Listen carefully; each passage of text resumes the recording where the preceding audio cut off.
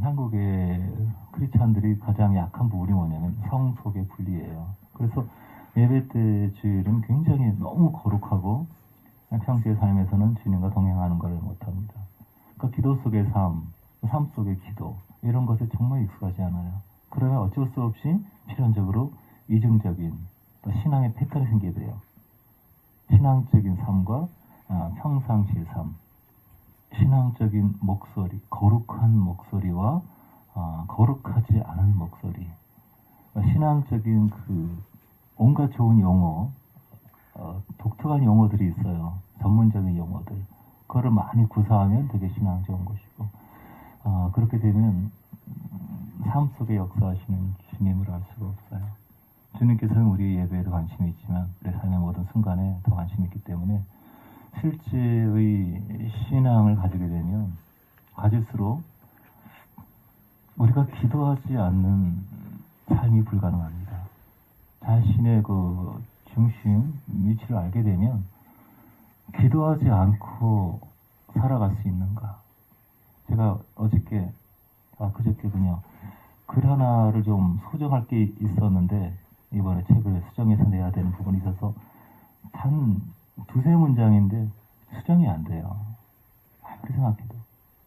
그래서 별거 아니지만 기껏해야 한두 줄이지만 무릎 꿇고 정말 도와달라고 주님 도와달라고 기도하고 막 씨름을 하니까 간단하지만 아이디어가 떠올라서 고쳤습니다. 그래서 됐다 하고 그런 게 뭐냐면 기도 없이는 살 수 없는 신앙의 기본적인 부분이에요. 사람들이 기도 없이 성공을 하게 되면 거기에 주님의 영광이 없습니다. 자기의 드러남이 있죠. 나 원래 잘해. 내가 보통 이 정도 되거든요. 이 정도는 기본이죠. 이런 식이 되죠. 기도 없이 실패하게 되면 그냥 그대로 낭망이에요. 나 왜 모양일까? 나는 왜 이렇게 되는 게 없어? 자책하고 열등감에 빠지고. 기도로 살게 되면 기도로 하나님께서 은혜 주시고 도와주시면은 내가 하는 것과 주님이 하는 것 차이가 너무 크기 때문에 이거는 하나님께 영광을 돌릴 수밖에 없어요. 어쩜 그렇게 잘해? 그럴 때 나이 나된 것은 내가 아닙니다. 주님이 도우셨습니다. 이것을 거칠애로 아니고 거드름이 아니고 접대형 간증이 아니라 중심으로 그렇게 할 수 있습니다. 말로 표현 어떻게 하든 이것은 내가 아니고 주님이시다. 그리고 그 성공을 통해서 주를 붙잡는 그 의지한 연합의 자리에 나아갑니다. 그리고 또 기도하고 나서 실패했을 때 그건 좌절이 아니고 실패와 눈물과 주님 앞에서 낙심하고 주님 앞에서 슬퍼할 때 우리가 낙심하고 좌절하고 죄책감, 절망이 모든 건 다 나쁜 게 아니에요. 다만 주님 바깥에 사면 사망이고 주님 앞에서 울고 주님 앞에서 절망하고 주님 앞에서 슬퍼하고 하게 되면 그건 생명인 겁니다. 주님 앞에서 성공하고 기뻐하고 즐거워하면 그건 성공인 것이고 주님 밖에서 즐거워하고 행복하면 그게 바로 멸망인 거예요. 그러니까 성공이나 실패도 하나도 중요하지 않습니다. 긍정적인 삶이다, 부정적인 삶, 이게 중요하지 않아요. 주를 붙잡느냐 아니느냐. 그래서 이런 삶을 추구해야 돼요. 기도와 일상이 구분되지 않은 삶. 항상 기도하고 놀면서도 웃으면서도 울면서도 항상 주를 붙잡고 그거를 배우러 오신 겁니다. 아멘? 제가 세상에 대해서 뭐를 알 게 있겠어요? 우아한 삶, 성공한 삶 그것이 아니고 주를 붙잡는 삶. 어떻게 주님의 음성을 듣고 주의 지배를 받고 주께서 나를 점유해가는 그것이 생명의 길이기 때문에 그것을 배우고 경험하기 위해서 오신 것이죠. 그죠? 찬양합시다. 세상이 전부터 당신을 사랑한 찬양.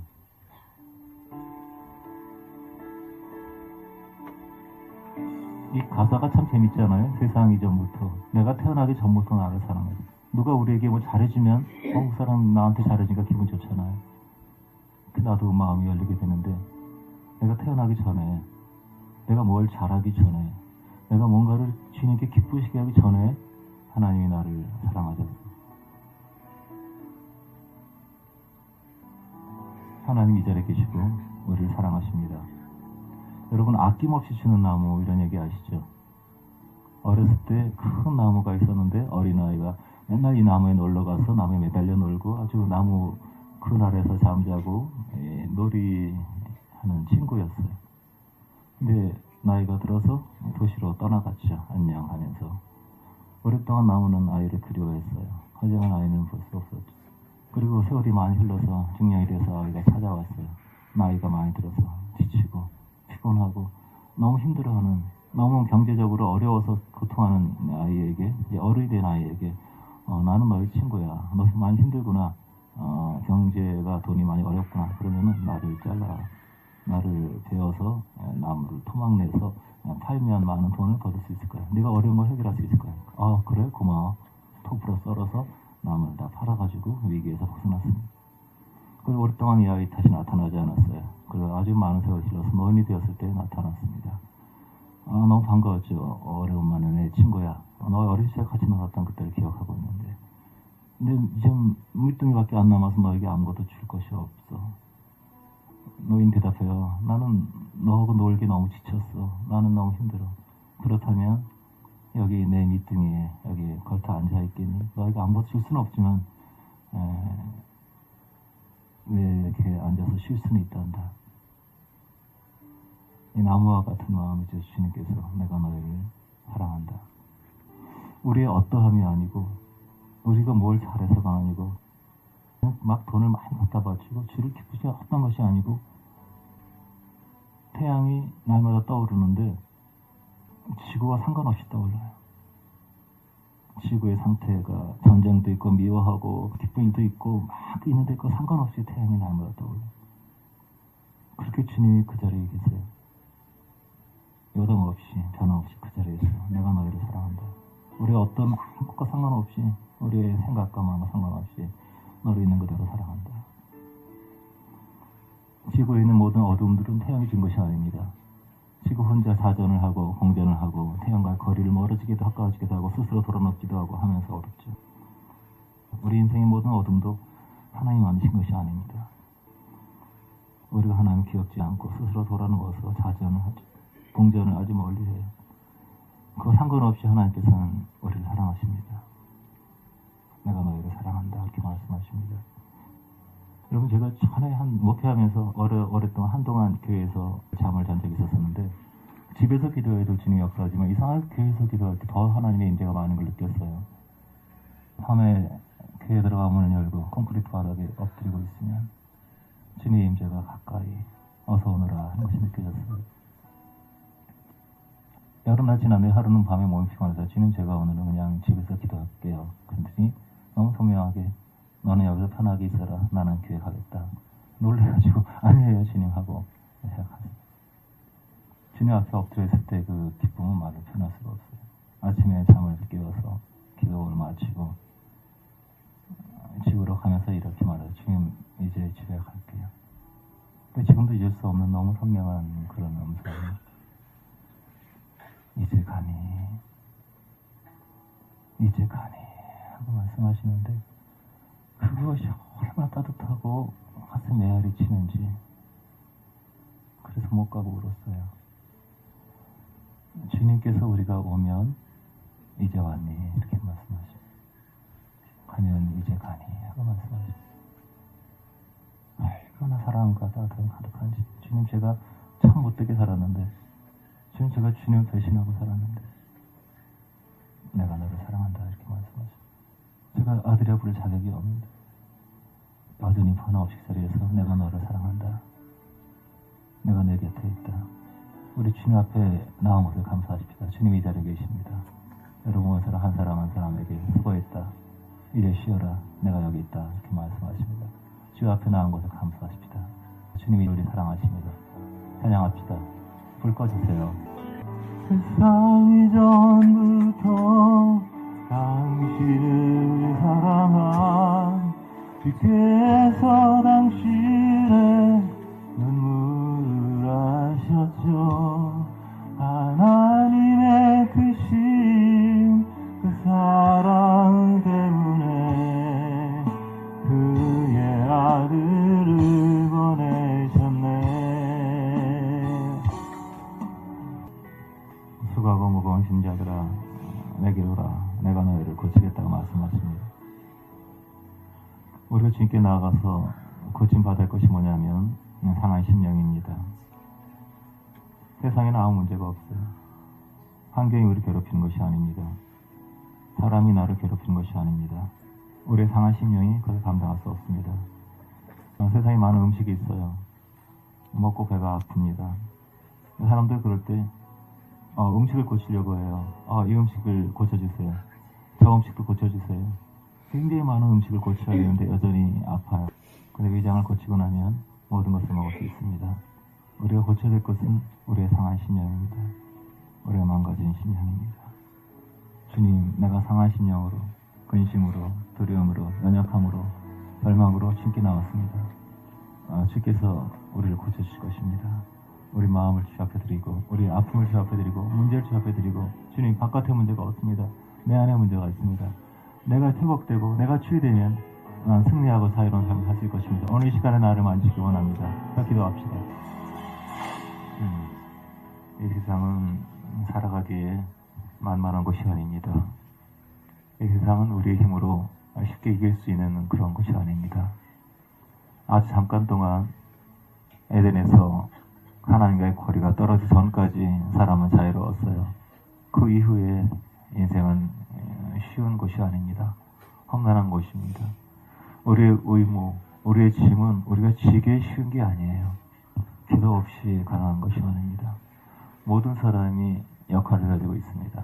아무런 의무가 없이 어렸을 때 엄마 쭈쭈를 먹고 우유를 먹고 그리고 기어다니면서 그때는 자유로워요. 아무런 짐이 지어지지 않습니다. 너는 이빨만 나고 걷는 거 배우고 기는 거 배우고 그러면 돼. 그러나 이제 자라가면서 의무가 주어집니다. 학교에 가야 되고 숙제를 해야 되고 졸업을 해야 되고 나가서 돈을 벌어야 되고 자기에 맡긴 역할을 해야 돼요. 어떤 역할을 맡든지 그 모든 역할은 우리가 할 수 있는 것이 아닙니다. 쉬운 것이 아닙니다. 그래서 신자들은, 실질적인 신자들은 자기의 짐을 주님께 내려놓고 자기의 능력을 살지 않고 주님의 능력을 의지하는 삶을 배웁니다. 이것이 실질적인 신자예요.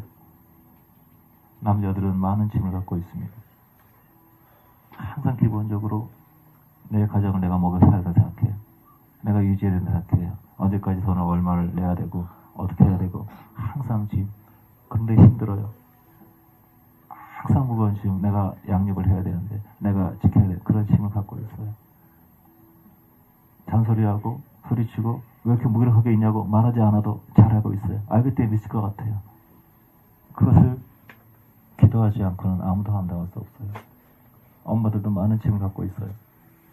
남자들이 자기 짐에 빠져서 왜 아내의 마음을 이해하지 않고 나의 마음을 풀어주지 않고 근데 너무 자기 무게, 삶의 무게에 짓눌려서 그렇게 하지 못해요. 엄마들은 또 많은 짐 때문에 아이들의 마음을 잘 돌아보지 못해요. 아이들의 마음을 이해하지 못해요. 아이들은 아이들대로 많은 짐을 가지고 있어요. 왜 이렇게 답답하게 늦잠 자고 하루 종일 공부도 안 하고 숙제도 안 하고 시험 가까웠는데 알아요 엄마 아는데 너무 무서워서 부담스러워서 자꾸 도피하고 싶어. 모든 사람은 다 짐을 가지고 있어요. 아기 빼놓고는 우리는 그 짐을 감당할 힘이 없어요. 이 시간 그 짐들을 주님께 맡기시기 바랍니다. 위기가 있고 문제가 있는데 근심만 하고 기도하지 않는 걸 회개하세요. 문제가 약한 것은 죄가 아닙니다. 그러나 기도하지 않는 건 죄입니다. 힘들어서 고민만 하고 내가 갖고 있는 건 죄예요. 이것을 고백하라. 주님 나는 내 짐을 질 수 없습니다. 내 역할을 내 의무를 감당할 수 없습니다. 나에게 힘을 주십시오. 나에게 힘을 주십시오. 주님의 능력을 살기 원합니다. 주의 능력으로 아빠 역할, 교사의 역할, 선생의 역할, 엄마 역할 하기 원합니다. 학생의 역할 하기입니다. 학생 역할 쉬운 게 아니에요. 우리는 기도하지 않으면 아무것도 할 수 없습니다. 모든 것을 우리의 힘으로 할 수 없습니다. 주님 내 짐을 맡겨오니 내 역할을 감당할 수 있는 내 직위를 감당할 수 있는 능력을 주시옵소서. 내 힘을 할지 않고 주님의 능력을 할게 주시옵소서. 우리가 아무런 능력이 없다는 것을 알 때 깨달을 때 우리는 자유롭게 됩니다. 스스로 두렵지 않은 척 강한 척 하려고 해서 필요가 없습니다. 우리의 문을 울할 때 주께서 내가 너의 힘이 되어주겠다고 하십니다. 많은 사람이 자기 두려워하는 것을 감추고 들키지 않으려고 애쓰습니다. 자기가 상처받은 것을 상처받지 않은 것처럼 애쓰습니다. 그럴 필요가 전혀 없어요. 내가 나를 방어하는 것을 내려놓을 때 주께서 우리의 방패가 되십니다. 우리는 스스로 할 수 있는 것이 아무것도 없습니다. 우리는 비겁자입니다. 우리는 용기가 없습니다. 우리는 사랑할 수 없습니다. 친절하게 하는 것도 겸손하게 대하는 것도 우리 스스로 할 수 있다고 생각하면 용서하고 위로하고 모든 것을 우리가 할 수 있다고 생각하면 그것은 오산입니다. 우리는 아무것도 할 수 없습니다. 우리가 파산 상태로 주 앞에 나아갈 때 내가 너의 힘이 되리라. 내가 너의 손을 들어 사용하리라. 내가 너의 무능과 너의 비겁함과 너의 무기력함과 연약함을 내가 사용하리라. 원래부터 잘하는 것이 있어요. 원래부터 잘하는 것. 노력하지 않고 기도하지 않아 잘하는 것. 거기 통해서 하나님 영광 받지 않습니다. 우리의 무능을 통해서 하나님 영광 받으십니다. 잘하는 것을 통해서는 압살롬이 용모 때문에 죽은 것처럼, 머리칼 자랑하다가 죽은 것처럼 자기 잘하는 것, 자기 죄는 그런 주님의 십자가 못 박을 뿐입니다. 우리가 할 수 없는 것, 우리의 수치, 우리의 추잡스러움, 부끄러움, 정말 너무너무 감추고 싶고 마지막까지 이것은 내가 드러내고 싶지 않은 것, 이걸 통해서 주님의 영광 받으시고 우리에게 그 생명의 역사 일으키십니다. 아버지, 우리의 힘이 되시옵소서. 충만하게 역사하시옵소서. 우리는 무능합니다. 우린 더럽습니다. 우린 누추하고 치사하고 교활하고 거짓으로 가득 차 있습니다. 아버지, 이것이 우리의 모습입니다. 우리를 불쌍히 여겨주십시오. 궁기를 여겨주십시오. 주님의 충만함으로, 주님의 생명으로 우리를 채우시옵소서. 우리의 타고난 생명, 타고난 능력, 타고난 재능이 아닌 주님의 힘으로 살게 해주시옵소서. 주의 얼굴을 보고 주의 얼굴을 향하며 주님 없이는 잠시도 살 수 없는 우리 삶이 되게 해주시옵소서. 충만하게 하옵소서. 주님의 생명 머리 발끝까지 충만하게 하옵소서. 충만하게 하옵소서. 우리 안에 충만하게 하옵소서. 예수님 감사합니다. 우리를 채우시옵소서. 충만하게 하옵소서. 한 번 더 기도합시다. 이번에 기도할 때는 시인하는 기도를 하십시오. 우리는 항상 간구 기도를 하고 시인 기도를 합니다. 주님께 나와서 하나님 도와주십시오 간구하고, 내 영혼에게 내 영혼아 충만하라, 내 영혼아 형언하라, 머리부터 발끝까지 강건할지어다. 충만 이렇게 주의 말씀 받아서 우리 영혼, 우리 자신에게 심습니다. 그러다가 심다가 뭔가 맞게 있으면 다시 또 간구를 합니다. 지금처럼 믿음의 시인 기도하세요. 그리고 스스로를 충전하세요. 주의 말씀으로 내가 너에게 이런 말이 영의 생명이다. 그 말을 내 안에 들으세요. 예수로 충만하게 채워져라. 회복되라. 온몸은 충만할지어다. 예수를 바라봅시다. 눈으로 주를 바라봅시다. 하나님을 바라봅시다. 모든 악, 모든 죄는 눈을 들어 주를 보지 않을 때 환경을 보고 나를 볼 때 오는 것입니다. 예수를 봅시다. 예수 사랑에 가득한 그 눈동자 예수를 보십시다. 그때 우리 영혼의 시동서로 실제 세계로 나아갑니다. 주님께 경배 드립시다. 주님 영광을 높이는 고백 드립시다. 아버지, 제가 주의 영광을 바라옵니다. 주의 영광을 높입니다. 제 거룩과 영광을 찬양합니다.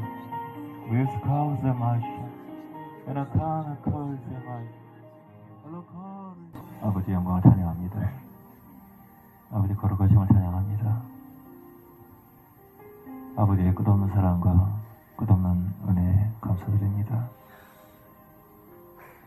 우리의 더러운 옷을 벗기시고 보혈의 의의 옷을 입혀주심을 감사합니다.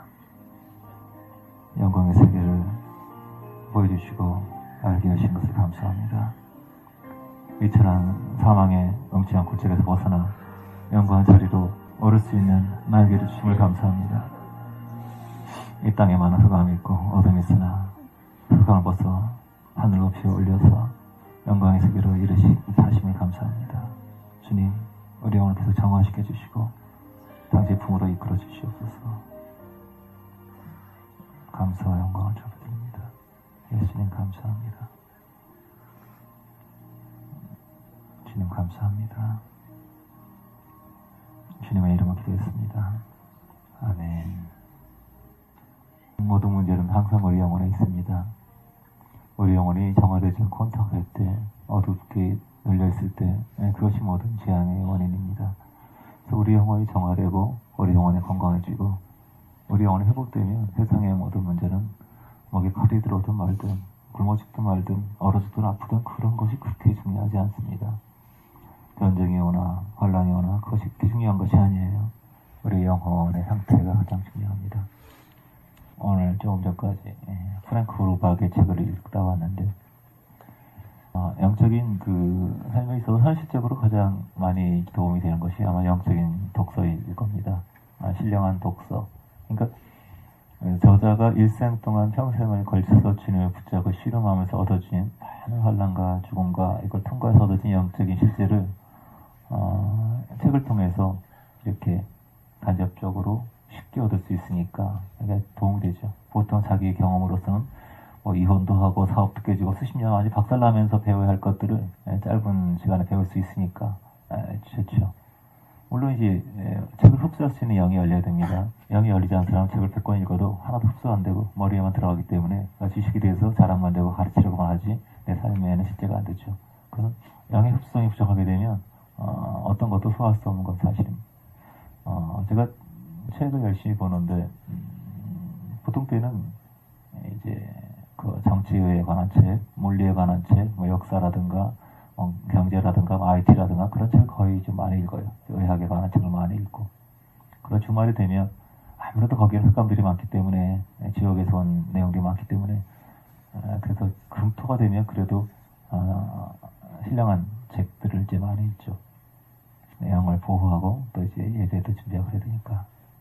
프랭크르바라든가 로렌스 형제 같은 비슷한 분인데 그런 책이 굉장히 많이 이렇게 읽혀지고 근데 우리가 알고 있는 많은 그 신앙의 위인들이 실제로 그렇게 갖고 있지 못한 분들이 많아요. 천에 알려지지 않은데 많은 주님을 갖고 있는 주님과 교회를 갖고 있는 사람들이 있고 그렇지 않은 사람들이 있고 그런데 제가 느끼기에는 프랭크르바 같은 분이 이런 진리는 깨달았어요. 그 24시간 항상 주님을 붙잡지 않으면 살 수 없다는 것. 그래서 어떻게든지 오늘 하루 얼마큼 몇 번 주를 기억했는가.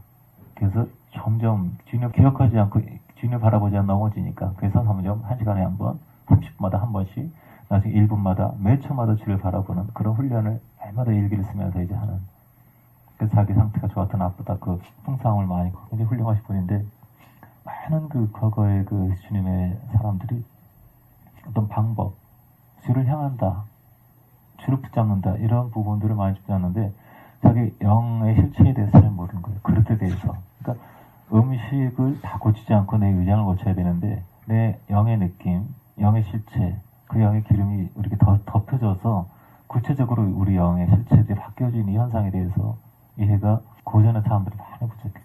18세기, 19세기 예전의 사람들 정말 가장 기도로 사는데 영의 흐름, 실제라는 개념은 과거엔 그렇게 많지 않았어요.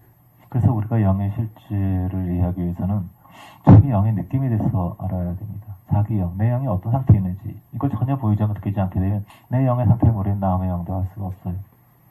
사람들이 사역자들이 실족하면 굉장히 막 낙심하고 놀래고 막 그러는데 누가 어떤 사역자 바람났다 막 그러는데 이 시대의 보편적인 현상입니다.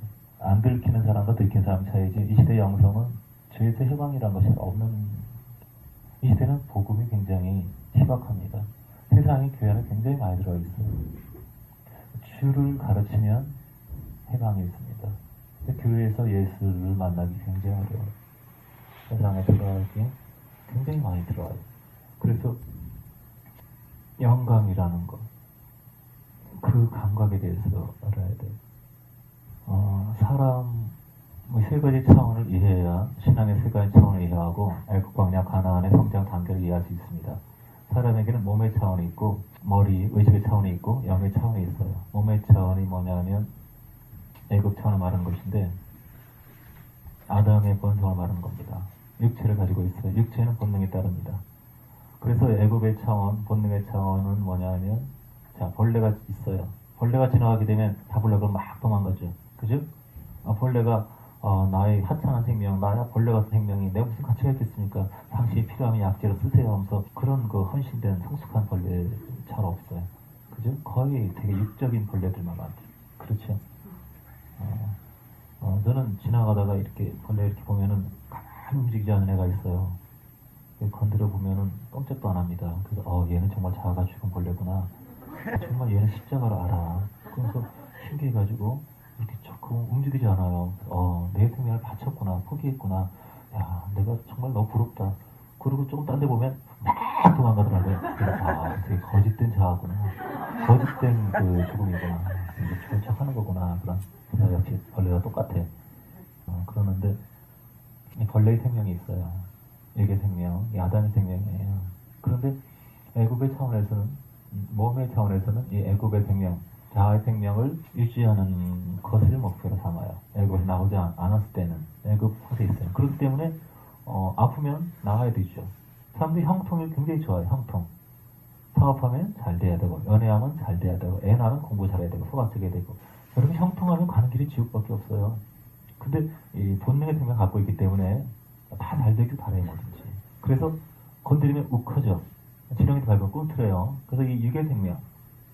근데 이 타고난 생명인데, 유괴 생명인데, 이것이 잘 되기를. 그래서 본능적인 신앙에 있는 사람들이 굉장히 많아요. 예수 얘기 들어도, 복음 얘기 들어도, 애국에서 경험하는 예수는 뭐냐면 주문과 같은 예수예요. 주문. 예수의 보혈, 예수 피, 이거는 주문이에요. 내 목적을 이루기 위한 내 도구예요. 주님, 부르셨습니까? 주님 빨리 오시죠. 이 사문을 부르셨습니까? 이거 어떤 거예요? 알아보시겠습니다. 차가 안 팔려요. 예, 신경 쓰게 하겠습니다. 가요. 또 부를 테니까. 주여! 왜요? 이거 어떤 거예요? 사모님. 이런 관계가 애국 관계죠. 그래서 나의 타고난 생명이 사망이다라는 자체를 몰라. 그리고 한국들이 대부분 이 상태에 있어요. 그래서 왜 집이 안 팔려요? 왜 이게 집이 안 나가요? 무슨 뭐 거의 이런 한성 비명 소리로 가득한 이제 몸에 속한. 그러니까 고난이 좋은 것이고 굴복이 좋은 것 이런 관련이 없이, 그러니까 이런 경우에는 이제 지옥 가는 건 아니에요. 다만 지옥적인 삶을 사는 것이죠. 지옥의 영으로 지옥적인 삶을 사는 것과 지옥 가는 건 틀려요. 그건 부끄러운 구원이에요. 대부분 이 상태에 있어요. 그 다음엔 머리의 차원입니다. 본능이 잘못됐다는 걸 알아요. 내가 십자가 못 박게 된다는 걸 알아. 울컥하는 거, 이게 마귀 역사가 연합된다는 걸 알아. 내 성질 든다, 이거 뭔지 알아요. 그런데 이거를 복음을 이해하고 적용하려고 애쓰는 단계. 그래서 이거는 자기를 막 학대하고 괴롭히고, 그러니까 일법주의라고 할 수 있어요. 천국 가려면 뭐 팔도 끊어야 되고 눈도 뽑아야 되고 막 굉장히 쉽게 말하면 피곤한 신앙, 창백한 신앙. 선교단체에서 순수한 사람들이 이 두 번째 형태가 많이 있어요. 근데 처음에 복음 전할 때만 잠깐 사역이다 잠깐 복음하고 영접하고 예수 얘기한 그 다음부터 다시 또 일법으로 돌아가서 굉장히 비참하게 사는 패턴이에요. 이 패턴이 굉장히 많아요. 내 자아를 주게 된다고 일을 아무도 봉사하고 막 자기를 치고 괴롭히고, 이제 뭐 주님이 이제 곧 오십니다. 뭐 정말로 이런 일종의 공포신앙 같은 경우도 일종의 광야 쪽이라고 할 수 있어요. 그러니까 자꾸 스스로 뭔가를 막 하려고 애를 쓰는, 그래가지고 굉장히 비참하게 힘들게 살아요. 애굽의 사람들은 열심히 부리고 기도하는데 성질이 하나도 안 죽어가지고 가기 건드리면 못 참습니다. 그냥 맨날 싸우고 그런 평화가 없는 상태가 본능에서. 이 사람들은 아직 그 눈에 알려지지 않았기 때문에 세계 최고면 좋은 줄 알아요. 그냥 밥을 하루에 그냥 100그릇씩 먹으면 좋은 줄 알아요. 많이 먹어 배 터져 죽어도 그게 세계 제일 많이 먹었다 이렇게 기네스 올라간다 그 좋아하는. 눈이 안 열렸기 때문에 뷔페 식당 들어가게 되면 안 나옵니다. 배 터져 죽어요. 이게 다 공짜인데 먹다가. 가치관이 물질적인 영역은 한계가 있다. 땅에 속한 것은 흙으로 돌아간다. 그걸 모르기 때문에 옛생명에 대해서 새 생명과 구분이 안 되기 때문에 세상의 영광을 구하고 세상의 영광을 추구하고. 우리가 복음이란 것은 주의 이름으로 구원받는 건데, 주의 이름으로 구원받기 전에는 나의 이름이 사라져야 돼. 내 이름이 있을 때 주의 이름을 덮칠 수가 없어요. 이 시대는 복음이 굉장히 희박합니다. 복음이 뭐예요? 주 예수를 믿으라. 그래야만 나와 내 집이 구원을 받으리라. 이거잖아요. 그렇죠? 이게 놀라운 진리인데 이게 너무 빨리 퍼졌어요. 이거 알리지 말았는데. 여러분 구원의 길 얘기하지 마세요. 주 예수 몰라. 난 구원 몰라. 아무한테나 얘기한 비밀이야. 주 예수를 믿으라. 사도행전 16장 31절에 이 말씀이 배경이 뭐면 온천에 전한 말씀이 아니에요. 간수에게 한 얘기라고.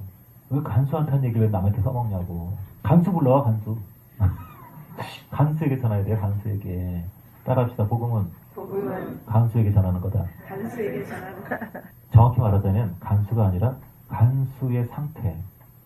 간수가 조금 전까지 자기가 주 예수에 대해서 으르렁거리고 막 채찍 때리고 구엄치고 이럴 때 전하지 않았어요. 뒤지인하고 죄다 도망간 줄 알고 난 죽었구나. 멘붕이 왔어요. 멘붕이 와가지고 자살하려고. 복음을 듣기 전에 먼저 자살하려고 그랬어요. 나 끝났구나. 이 세상의 소망이 끝났어요. 사업이 망가졌어요. 이혼당했어요. 쫓겨났어요. 100번째 프로포즈 다 실패했어요. 자살하려고. 그런데 소리가 들렸어요. 죽지 말아라. 복음 전에 죽지 말아라. 살 길이 있다고. 복음을 전하기 전에 죽지 말아라. 살 길이 있다고. 충격을 받아요. 충격받고 그 다음에 이 사람이 뭐 하냐면은 등불을 가지고 뛰어 들어가서 무서워 떨면서 엎드렸어요. 이해가 가죠? 처음에 자살하려고 그랬어요. 마지막까지 갈 때까지 간 사람이에요. 복음 받기 전에. 그 다음에 음성을 듣고 막 충격받았어요. 지나간 소리가 지나간 게 아니고 소리 들었어요. 죽지 말아라. 응? 충격 깜짝 놀란 거예요. 베드로가 그 안진병이에게 성전에 가다가 메문이라는 성전에 안진병이가 있는데 구걸을 할 때 보니까 우리를 보라 그래요. 우리를 보라. 근데 원래 보고 있었거든요. 구걸을 하니까 보고 있었죠. 근데 그냥 대충 보지 말고 우리를 보라. 주목하라는 거예요. 보통 거기도 보면 다 보기 싫다. 돈이나 돈 주고 가라. 근데 얘 우리를 보라 이거예요. 그러니까 주목을 시켜요. 주목, 보라. 그래서 그 소리 듣고 충격받아요. 죽지 말라고? 나 끝났는데. 이제 막장인데. 다른 길이 있다고? 놀래가 이거 어떤 인간이 이런 얘기하는 거야? 불을 가지고 주목해. 그리고 뛰어들어. 무서워 떨면서 엎드려요. 무서워 떨면서. 이 사람 대체 누구인가? 삶과 죽음을 초월한 이 사람 누구인가? 나는 아무 소망이 없는데 도대체 문제는 끝난 거거든요. 이 사람이 도망가기 때문에 나긴 죽는 건데 문제 해결됐어요. 그죠? 이 사람이 죄수가 도망가면 나는 책임지고 죽는 건데 죄수가 안 도망갔으니까 자기 이제 안 떨어도 되거든요. 자기는 안 해도 돼. 와! 사람이 너 있었어? 고마워 안녕? 그래서 이제 사람 살면 돼요. 근데 충격을 받은 것이죠. 문제는 끝났는데 그 다음부터 이제 실존적인 고민이 생긴 거예요. 내가 어떻게 사느냐 쓰냐 이런 문제가 아니고 이 사람은 누구인가? 이 사람 가르치면 뭔가? 거기에 대한 충격이에요. 이제는 나 이제 혼 안 난다, 벌 안 받는다 이 문제는 끝났어요. 그 다음에 이 사람이 등불 가지고 뛰어들어가고 떨면서 엎어진 것은 뭐냐면 이 사람이 갖고 있는 진리가 뭔가 이 상태가 된 거예요. 그렇게 엎어졌어요. 그때 주위에 스님들아 그건 자기 이름이 없어요. 자기 직업도 없어요. 자기 능력이 없어요. 갈 때까지 간 사람이 막장이에요. 이런 간수에게 전해지는 게 복음이라는 거죠. 근데 지금은 그런 간수가 없어요. 그러니까 복음 전하지 말라는 거. 배부른 사람 가르쳐요. 사람 열심히 하면 되는 줄 알아요. 노력하면 되는 줄 알아요. 착하게 하면 되는 줄 안다. 우리는 교회에 우리 이름을 높이려고 온 것이 아닙니다. 세상에서 잘 나가는 방법을 알기 위해서 온 것이 아닙니다. 우아하게 사는 길을 배우기 위해서 온 것이 아닙니다. 생명의 길 예수 그걸 찾으러 온 것이죠. 나의 사망됨을 알고 세상에서 잘 나가는 것, 내 이름을 내는 것, 역사에 남는 사람이 되는 것, 어디서 우승했고 부자는 맨날 그 차대겠어요. 나 반드시 차대겠어요. 아름다운 밤이에요. 대정상 시상식 차대겠어요. 레이자월즈가 어떤 축구 시합에 가서 축구장에서 막 사람 열광하는 모습을 보면서 막 폭로하고 나실 때 조용히 일어나면서 여기는 내가 있을 것이 아니다. 그러고 가요. 많은 사람들은 그 열광대에 잘못 찾아가요. 오늘 아름다운 밤이에요. wonderful people. 아름다운 밤이에요. 그러고 찾아가요. 화려한 것, 아름다운 것, 멋진 것. 거기엔 십자가가 없어요. 거기엔 구원이 없어요.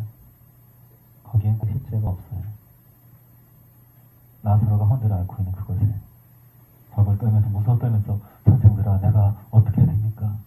그 맹명이한 그 사람에게 주예수의 이름이 있어요. 거기엔 자기 옷도 없고 자기 직업도 없고 자기 위치도 없고 자기 가진 것도 없고 지식이 있고 가진 게 이 사람은 기본 거드름이 있어요. 내가 복음 좀 쉽게 설명해봐.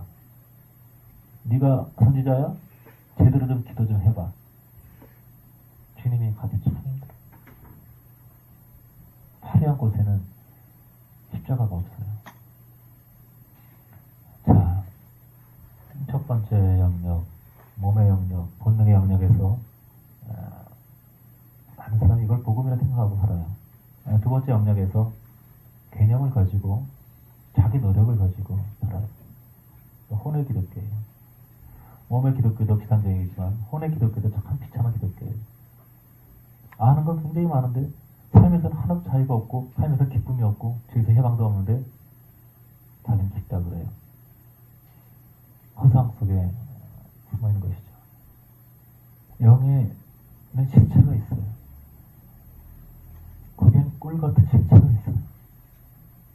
우리 영이 일어나서 주님과 교류할 때 이것은 꿈이 아니에요. 소리가 달라져. 영이 달라져요. 모든 것이 달라져요. 멀리 있어도 영은 영을 느낄 수 있어요. 사도바울이 그랬잖아요. 내가 몸으로 떨어졌지만 영으로 같이 있어서 일하는 자를 판단하여더라. 내 영도 같이 있었다. 느끼잖아요. 영은 실체예요. 그래서 멀리 있어도 이 사람이 영의 실체를 알고 있는지 아닌지 알고 있어요. 아무리 화려한 얘기를 하고 멋진 얘기를 해도 그 소리의 흐름을 통해서 이 사람이 실체를 알고 있는지 없는지 알 수 있어요. 혼과 영의 차이는 뭐냐면 혼은 자기 방법이 있어요. 자기 재능이 있어요. 자기 재능으로 사람 올렸다 웃겼다 해요. 사람이 흥분해요. 감정이. 그러면 은혜 받았다 그래요. 그러나 그것은 영과 달라요. 영으로 가는 것은 내가 무슨 말 할지 모릅니다. 어디로 갈지 모릅니다. 지금 영성 훈련이라고 하면서 많은 분들이 혼과 영의 차이도 몰라요. 은사 영혼의 차이도 모르고, 은사는 애굽에 임하는 거예요. 몸이 흥분하고 뭐 신령을 맞추고, 예언에는 맞추고 이런 게 없어요. 그건 다 애굽에 속한 거예요. 우리가 그 차이를 이해할 때 깨어나기 시작해요. 그래서 몸의 본능에 속한 내 본능이 충족되고 내 몸이 편한 그런 영역이 아니고, 방해처럼 스스로 치면서 고통스럽게 괴로워하는 그런 자비가 아닌 내 이름이 소멸된 그리스도와 연합의 세계를, 거긴 흐름이 있어요. 거긴 자유함이 있어요. 그건 꿀같은 자유함이에요. 그리고 그 영의 흐름을 한계를 알게 될 때 죄에서 벗어나게 돼요. 죄를 이기는 것이 아니라 이렇게 싫어지게 돼요. 성향이 달라지게 돼요. 하늘의 연결을 실제로 이해하게 돼요. 그리고 천국에 속한 사람과 아닌 사람들을 느끼게 돼요. 주께 속한 사람. 그리고 높은 자리를 싫어하게 돼요. 화려한 자리, 꾸미는 것, 그걸 견딜 수가 없어요. 위선과 가식과 이런 것들을 참을 수가 없어요. 그리고 높은 곳에 마음을 두지 않게 돼요. 하나 달라지니까 노력하는 것이 아니라 성향이 바뀌어지는 것이죠. 그 영의 감각을 깨어나서 영에 속하지 않은 인간에 속한, 사람에 속한, 혼에 속한 것이 뭔지를 느끼고 볼 수 있어야 돼요. 그때 내 영이 지금 망가졌구나, 주님과 멀어졌구나, 이걸 이해하게 돼요. 모태신앙토를 교회를 하나 다 했기 때문에 교회한가면 집에서 밥을 안 줬으니까 먹고 살려고 교회 갔는데, 그러니까 그런 교회 문화에서 익숙하니까 저희 꿈은 그거죠. 외적인 확산이 아니라 실제적인 기독교가 일어나기를. 아직까지 한국교회에서 거의 발견하지 못했는데 앞으로 일어나기를, 그런 소망하는 마음이 많죠. 실제적인 예수에서 협박한 기독교도 아니고 애쓰는 기독교도 아니고 그 실체를 아는 기독교가 일어날 수 있기를 기대하죠. 확산이 필요해요. 교회가 목사가 주인이 아니고 성도가 주인이 아니고 예수가 주인이라는 거, 영은 실체라는 거, 그 영이 일어날 때 해방과 실체가 있다는 거, 천국이 실체로 일어난다는 거, 주님의 실체로 가까우시다는 거, 말과 생각과 모든 것은 달라진다는 거. 프랑스에서는 밥을 먹을 때 손님이 와서 식사를 하시겠어요? 그러면 예, 밥 먹었습니다. 배고픕니다. 그러면 무례한 사람 취급받습니다. 3번은 거절해야 된다 그래요. 아, 괜찮습니다. 식사하시죠? 아, 괜찮습니다. 하시지요? 아, 괜찮지만 주시면, 뭐 이런. 독일에서는 식사하시겠습니까? 그때 아, 괜찮습니다. 그럼 바로 가져가 버린다고. 그래서 독일에 가면 밥 달라고 바로 얘기하고, 프랑스 가면은 3번은 거절해라. 이렇게 어법의 차이겠죠. 독일은 약간 실용적이고, 프랑스는 약간 좀 무드라 그럴까요? 저는 프랑스일 것 같습니까? 아니면은 독일일 것 같습니까? 예? 저는 우아한 걸 좋아합니다. 그래서 저에게 오는 사람들 오지 못하게 합니다. 딴 데 가세요. 좋은 교회 많습니다. 오지 마세요. 속으로는 오라고 원하지 하지만 겉으로는 철저히 오지 말라고 계속 시험을 줍니다. 왜냐하면 주님의 가치를 모르는 사람에게 전하고 싶지 않다는 건 많기 때문에 간수가 될 때까지 기다리는 것이죠. 많은 분들이 복을 받을 수 있는 수준이 안 돼 있어요. 가치를 모릅니다. 혼과 영의 차이를 모르고 은사와 영의 차이를 모릅니다. 그러면 시험염을 먹을 때까지 시간이 더 많이 필요하기 때문에 한 20, 30년 있다고 싶죠. 그런 마음이 있는 겁니다. 제가 느끼기에는 한국계 복음이 부족해요. 복음이 부족하기 때문에 천국이 없는 겁니다.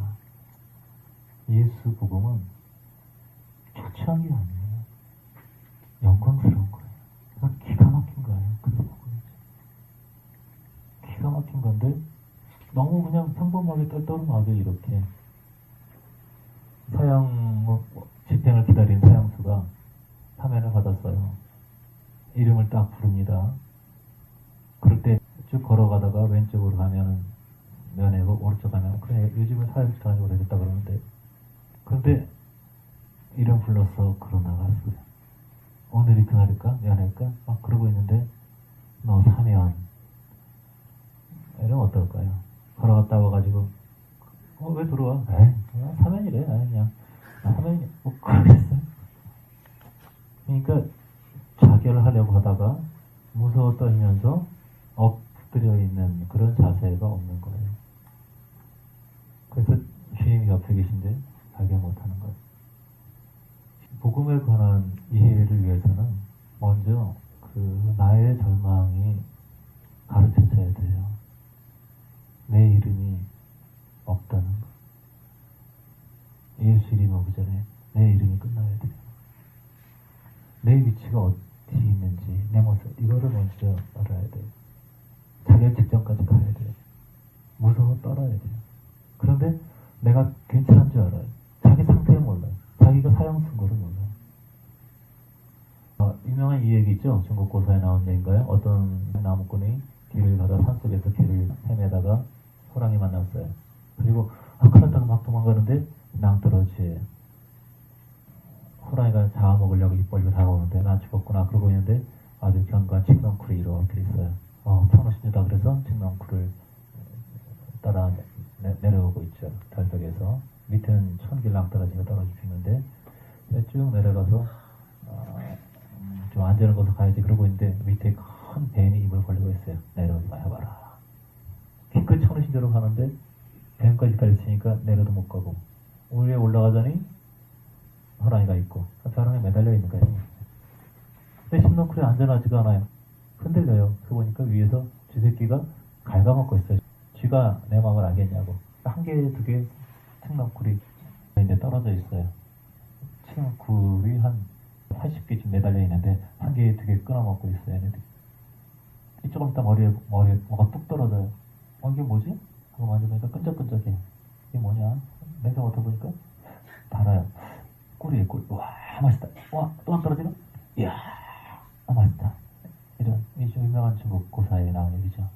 그러니까 사망의 위치에 있는데 호랑이와 큰 뱀 그리고 매달려 있는 상태에서 줄이 하나도 끊어져 가고 있는데 이제 얼마 안 남았는데 떨어지는 꿀에 빠져서 그 맛에 빠져서 살다 보면 괴롭지만 뭐 즐거운 일도 많이 있거든요. 사랑도 있고 우정도 있고 뭐 즐길 수 있는 그런 많은 내 현실을 잊게 하는 많은 망하게 하는 많은 것들이 있어요. 복음을 이해하는 것은 이런 자기 상태를 깨달을 때 나는 아무 소망이 없다는 것, 내가 끝났다는 걸 사람들이 몰라요. 그래서 취미생활 같이 치료를 알아요. 그래서 치료할 수가 없는 거예요. 복음은 그래서 방주와 같은 것이죠. 우리는 어디에 있냐면 망망대해에 있어요. 빠져 있어요. 헤엄치고 망망대해에서 아무 길이 보이지 않아요. 헤엄쳐도 점점 우리가 의지하고 있는 그 널판지 조각은 점점 떨어져가고 우리 힘이 빠져가고 우리는 죽어가요. 망망대해에 아무런 길이 보이지 않아요. 근데 저기 방주가 있어요. 방주. 이게 복음인 거죠. 살았다. 방주에 기어 올라가서 올라타요. 이게 구원받는 거예요. 문제는 뭐냐면 방주에 들어갔는데 그 다음에 방주에서 평생 살 수는 없잖아요. 그죠? 복음을 전하러 나가야 되잖아요. 직장에 가야 되잖아요. 그래서 방주에서 나와요. 나오면 바로 바다예요. 바로 빠져요. 물 먹고 허프허프하다가 다시 헤엄치고 이걸 반복하면서 그러면 어떻게 살아야 되느냐. 그래서 그 다음에 요령을 아는 거예요. 튜브를 가지고 방주와 끈을 연결해서 사용하면서 바깥에 이를 보고 다시 방주로 오고 이걸 반복해요. 그러니까 이 사람의 생명은 어디 달려있냐면 방주와 연결된 튜브, 이 끈에 달려있어요. 이 끈이 끊어지면 죽는 거예요. 이것이 복음이에요. 그래서 복음이란 것은 나의 끝 절망에서 예수를 발견하고 영접하고 그걸 끝나는 것이 아니라 방주에서 나와서 방주에 연결된 끈을 가지고 사는 것. 그 끈이 바로 기도의 끈이죠. 기도하지 않으면 도저히 살 수 없는 삶. 이것이 신자의 삶인 거예요. 내 마음이 잘지라도 마음이 깨어서 항상 주를 불러. 항상 주를 부르지 않으면 살 수가 없어요. 이게 정상적인 신자의 삶이라는 거예요. 그런데 그렇게 사는 분들은 별로 없어요. 그 이유는 뭐냐면 복음을 잘 이해하지 못하기 때문입니다. 신자들이 주를 알아갈수록 대부분의 삶을 지는 것 같이 있게 돼요. 근데 가끔 까먹어요. 계속 주님을 생각하다가 가끔 주님을 까먹어요. 지금 대부분의 신자들은 대부분 마귀하고 있다가 가끔 주님을 기억해요. 가끔 주님을 까먹는 사람과 급할 때 가끔 주님을 찾는 사람과 소속이 틀립니다. 넘어와야 돼요. 사랑의 나라로. 많은 분들이 미움의 나라, 자기 열심의 나라, 정죄의 나라, 판단의 나라. 자기 영을 모르기 때문에 미워하고 판단하고 성경을 합리화시키고 온갖 짓을 하면서 자기 신앙이 좋다고 생각하는 분들이 굉장히 많아요. 성경을 가지고 자기 논리와 자기 행동을 합리화시키는 것은 굉장히 무서운 것인데 이런 질병 걸린 사람들이 굉장히 많아요. 성경 앞에서 내가 비참해지고 내가 박살나야 되는데 그것이 나의 합리화의 도구가 돼요. 이것이 지적인 사람들, 감각이 죽은 사람들의 처하는 무서운 비극이에요. 동방박사 이방인이고 지식 하나도 없었어요. 별거 아는 게 없어요. 예수 이름 부르는 거, 앞에 엎드리는 거, 내 중요한 거 바치는 거 그게 없어요. 아는 게 몇 가지 없어요. 바리새 서기관들 미가서 5장 2절 얘기하면서 그는 어디서 난다. 정확히 알아요. 하지만 한 번쯤 움직이지 않습니다. 많은 거 알지만 양의 실체가 없어요. 지식적인 그것이 내 삶의 실체가 되지 않아요.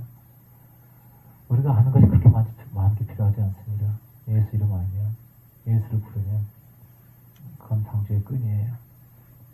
예수 부르면 하늘이 열립니다. 땅의 닫혀 나의 이름이 무명해지고 예수 이름이 찬양을 부릅니다.